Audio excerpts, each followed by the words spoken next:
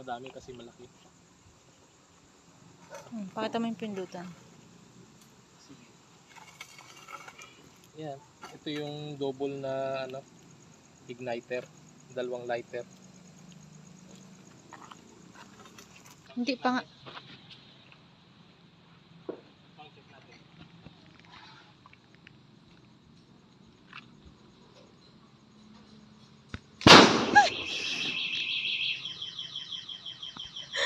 Ang lakas ay ano eh.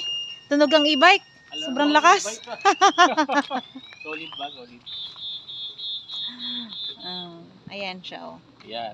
Ayun guys, yung tubo natin na ginawa. Uminit ba yan? Uminit ba? Hindi no? Ang galing. 5 divider. Tapos 2 igniter. Post lang.